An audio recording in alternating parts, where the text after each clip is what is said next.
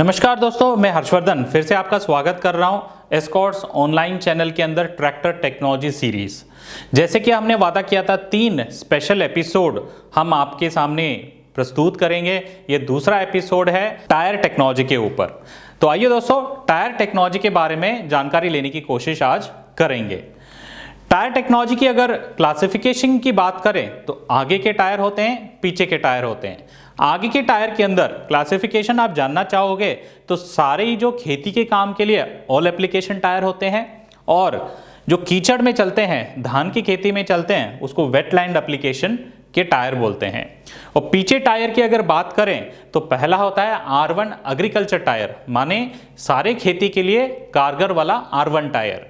और दूसरा जो है R1W डीप लग टायर, माने जहां कीचड़ थोड़ा ज्यादा है और जहां टायर स्लिप होने की संभावना ज्यादा है तो वहां R1W डीप लग टायर इस्तेमाल किया जाता है। वही जहां पर बहुत सारा पानी है और कीचड़ भी ज्यादा है, वहां R2 cane and rice special tyre इस्तेमाल किया जाता है। मतलब टायर कम स्लिप हो, ज्यादा ग्रिप मिले और बढ़िया काम करें। इसके अलावा R3 टर्फ टायर है। ये अक्सर इस्तेमाल होते हैं गोल्फ कोर्स, जहां जमीन पर इंप्रेशन कम चाहिए। मतलब ये टायर दिखने में कार जैसे टायर होते हैं मगर बहुत ही चौड़े होते हैं। इसके अलावा जो 5वां वेरिएंट है उसको R4 इंडस्ट्रियल टायर कहा जाता है। ये अक्सर कमर्शियल कामों के लिए बहुत कारगर होता है, जैसे कि बैकहो, लोडर, डिगर जैसे मशीन चलाते हैं, उन मशीनों के लिए ये बहुत कारगर होता है। आइए ये सारी टायर बारीकी से जानने की कोशिश करेंगे। फ्रंट टायर में आपके स्क्रीन में दर्शाया गया तो ये देख सकते हो, जो पहला टायर है ये ऑल एप्लीकेशन सारे खेती कामों के लिए बहुत कारगर होता है। इसकी टायर की आकार अगर देखोगे, जो साइड में इसकी रिंग है उसमें कट होती है ताकि जब ये खेत में चलता है तो बढ़िया ग्रिप बना के चले। उसी प्रकार से जो दूसरा टायर इस स्क्रीन पे दिखाया गया है इसको हम वेटलैंड एप्लीकेशन स्पेशल टायर बोलेंगे, क्योंकि इस टायर की आकार में देखिए कहीं कट है ही नहीं, दोनों तरफ पूरा एक ही लग दिखता है। क्योंकि ये जब कीचड़ में चलेगा या चिपकीली मिट्टी में चलेगा तो मिट्टी इस पे चिपकेगा नहीं, अगर चिपक भी जाएगा तो जल्दी उससे उतर भी जाएगा, इसलिए इसको वेटलैंड स्पेशल टायर कहते हैं। उसी प्रकार से रेयर टायर की अगर बात करें तो ये है R1 एग्री टायर। सारी खेती काम के लिए बहुत ही कारगर होते हैं ये। और R1 के अंदर दूसरे टायर आते हैं, उसको हॉलेज स्पेशल टायर कहते हैं। अगर इसकी आकार आप करीब से देखोगे तो एक लग से दूसरी लग की दूरी कम होती है, और जो लग के एंड में जो उसकी आकार होती है वो हेक्सागोनल पैच होती है। मतलब 6 कोने वाला आकार का रबर लगा होता है और मोटा रबर लगा रहता है ताकि ज्यादा जमीन के साथ कांटेक्ट बनाए, और जब आप ढुलाई के काम में ज्यादा लोड डालते हो ट्रॉली में तो ट्रैक्टर पे ज्यादा लोड आता है, वो सारा लोड ये टायर सहन कर सके। और जितना ज्यादा रोड से कांटेक्ट में रहेगा उतना ज्यादा खींचने के भी काम मजबूती से करेगी, और सबसे बढ़िया चीज ये कम घिसेगी। मगर हाँ दोस्तों, ये याद रखें, जो हॉलेज स्पेशल टायर है वो रेतीली जमीन हो गया या खेती के काम के लिए थोड़ा कम फायदेमंद होता है। अभी हम बात करेंगे R1W, जो थोड़ा कीचड़ वाला प्रदेश है, जहां धान की खेती करते हैं, वहां इस्तेमाल करने के लिए बहुत कारगर होता है। इस टायर की आकार को अगर आप ध्यान से देखोगे तो एक लग से दूसरी लग की दूरी थोड़ा ज्यादा होता है, और लग की भी जो हाइट है 20%, अगर ये नॉर्मल लग है तो उसके ऊपर 20% इसकी लग ज्यादा होता है। इससे फायदा ये मिलता है, जब भी ये कीचड़ में चलता है तो ज्यादा ग्रिप बनाता है और टायर की पकड़ मजबूती से जमीन के साथ बना के रखता है। और जो लग टू लग दूरी का फायदा ये है, अगर कीचड़ इस पे चिपक भी गया तो ये दूरी ज्यादा होने के कारण ऑटोमेटिक वो चिपकीली मिट्टी नीचे गिर जाती है। सेल्फ क्लीनिंग टायर भी इसको कहा जाता है।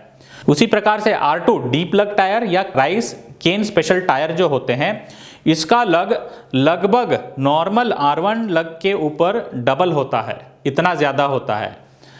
फायदा सबसे ज्यादा कीचड़ की प्रदेश है या पूरा पानी टहरा है जिसके अंदर ट्रैक्टर को जाके काम करना है, उसके लिए बहुत कारगर होते हैं ये टायर। और एक लग से दूसरी लग की दूरी भी सबसे ज्यादा होता है, ताकि ये कीचड़ के प्रदेश के अंदर बहुत कारगर काम करें, कीचड़ इस पे ना चिपके। मगर हाँ दोस्तों, एक चीज ध्यान में रखना होगा, जब ये टायर R2 टायर जब इस्तेमाल करोगे तो रोड के लिए ये कारगर नहीं होता है, क्योंकि इसके लग के हाइट ज्यादा होते हैं। अगर रोड पे लोड के साथ आप ज्यादा चलाओगे तो ये लग चिपिंग का समस्या आ सकता है। अभी बात करेंगे R3 टर्फ टायर। जैसे पिक्चर में दर्शाया गया, आप देख सकते हो ये कार के टायर की तरह होते हैं और इसकी जो लग होती है बहुत छोटे होते हैं और इसको नॉन एग्रेसिव टायर भी कहा जाता है। इसका मतलब जब ये टायर जमीन पे चलते हैं तो निशान बहुत कम बनाते हैं। जहां लॉन है, जहां घास ज्यादा उगाते हैं, उस प्रदेश में घास की कटाई का काम चलता है और घास को नुकसान भी ना हो, उसके लिए टायर बहुत कारगर होता है। हम इसको एटम के मॉडलों में जो एक्सपोर्ट होता है बाहरी देशों में, उसमें ये लगा के देते हैं। आखिरी जो टायर वेरिएंट है उसको R4 इंडस्ट्रियल टायर बोलते हैं। जैसे पिक्चर में दर्शाया गया, आप देख सकते हो, ये अक्सर हमारे जो डिगमैक्स बड़े मशीन होते हैं जो बैकहो लोडर के साथ काम करते हैं, उस कमर्शियल काम के लिए बहुत कारगर होते हैं ये R4 इंडस्ट्रियल टायर। दोस्तों आपने बहुत बार सुना होगा 12/4/28, 14/9/28, 16/9/28, ये नंबर होते क्या हैं, कैसे इसको टायर पे नापा जाता है। आइए टायर कैसे नापते हैं उसको जानने की कोशिश करेंगे। तो यहाँ एक उदाहरण के तौर पर 13/6/28 12 प्लाई रेटिंग के साथ दिया गया है। तो ये टायर जैसे आपके चित्र में दर्शाया गया देख सकते हो, जो 13.6 इंच में नापा जाता है।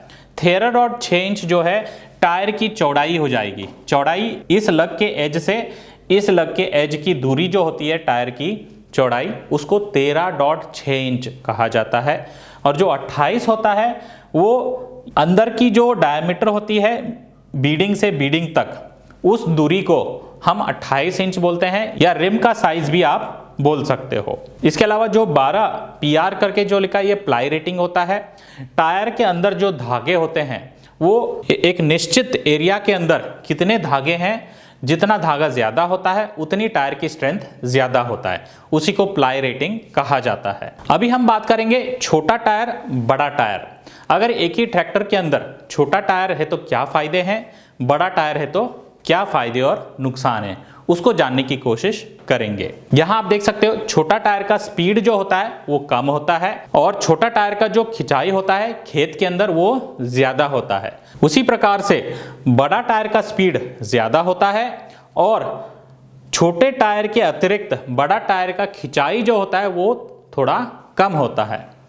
उसी प्रकार लोड लेने की क्षमता की बात करें तो छोटे टायर में जो लोड लेने का क्षमता होता है वो कम होता है, बड़े टायर में जो लोड लेने की क्षमता होता है वो ज्यादा होता है।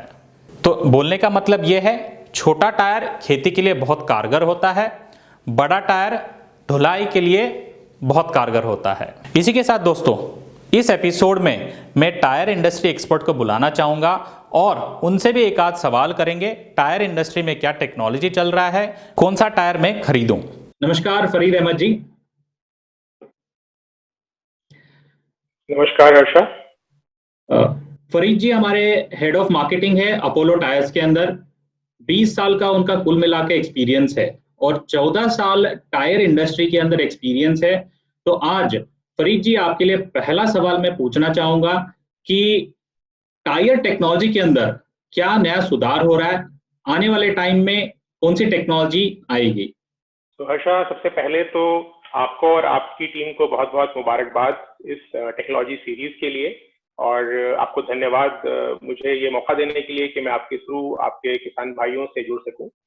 और आपके सवाल के जवाब में, तो आपका सवाल टेक्नोलॉजी को लेकर के है। हमने देखा ट्रैक्टर इंडस्ट्री में जिस तरह नई नई टेक्नोलॉजी लाई जा रही है, हायर हॉर्स पावर ट्रैक्टर्स आ रहे हैं, बेहतर कन्वीनियंस और कंफर्ट के ट्रैक्टर्स आ रहे हैं, टेक्नोलॉजी के हिसाब से ट्रैक्टर्स को डिजाइन किया जा रहा है, एप्लीकेशन के हिसाब से ट्रैक्टर्स को डिजाइन किया जा रहा है और नई स्टाइलिंग ट्रैक्टर्स में देखने को मिल रही है।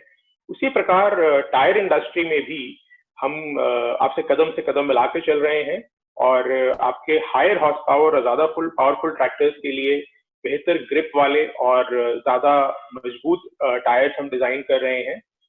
इसके अलावा हम ट्यूबलेस टायर की टेक्नोलॉजी भी लेकर आ रहे हैं, जिससे कि किसानों की पंक्चर होने की समस्या से बहुत ज्यादा आसानी होगी। और उसके बाद हम रेडियल टायर टेक्नोलॉजी भी लेकर आए हैं, जो अपोलो इंडिया में लाने वाली पहली कंपनी है। और रेडियल टायर में हमने फार्म किंग जो अपना टायर उतारा है, वो हर लिहाज से, यानी कंफर्ट के लिहाज से, ग्रिप के लिहाज से और लाइफ के लिहाज से एक अत्यंत आधुनिक टायर है, और इसीलिए वो आज भारत का नंबर 1 टायर भी है। और हाँ, चूंकि अब ट्रैक्टर्स बहुत स्टाइलिश हो रहे हैं, हम अपने टायर्स को भी ज्यादा स्टाइलिश और ज्यादा आकर्षक बनाने के लिए उसमें नई नई तरह के डिजाइन का प्रयोग कर रहे हैं। धन्यवाद फरीद जी।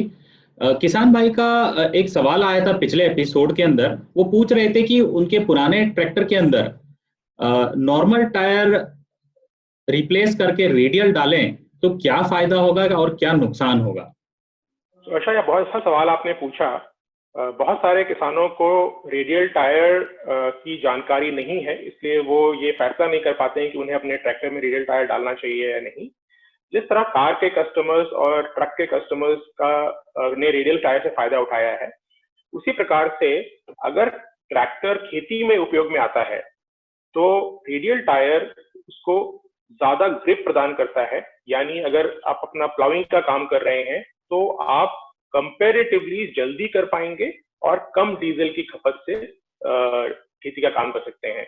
और अगर किसान ढुलाई का काम ज्यादा करते हैं तो उन्हें बहुत ज्यादा कंफर्ट रेडियल टायर में मिलता है, और साथ साथ इसकी स्पीड रेटिंग भी 40 किलोमीटर पर आवर है, जबकि नॉर्मल टायर की 35 किलोमीटर पर आवर होती है। तो ज्यादा स्पीड से चल सकते हैं, ज्यादा कंफर्ट उन्हें मिलेगा, इसलिए ज्यादा तक काम कर सकते हैं। और एक नया कंपाउंड इसमें इस्तेमाल होता है जो रेडियल कंपाउंड है। इसकी वजह से करीब करीब दुगनी लाइफ, यानी टायर जितना चलता है एक नॉर्मल, उससे 2 गुना रेडियल टायर लाइफ दे सकता है। तो ये बहुत सारे फायदे हैं। ठीक है फरीद जी, बहुत अच्छा जवाब था। मेरा अगला सवाल आपके लिए होगा कि बहुत किसान भाई ये सोचते हैं कि टायर एक बार लगा दिया ट्रैक्टर में तो अपने आप चलता रहेगा, मगर मुझे लगता है कि उसका भी कुछ ध्यान देना होगा, उसकी लाइफ लंबी चले बिना कोई दिक्कत। तो कोई मेंटेनेंस टिप्स आप दे सकते हैं टायर के ऊपर?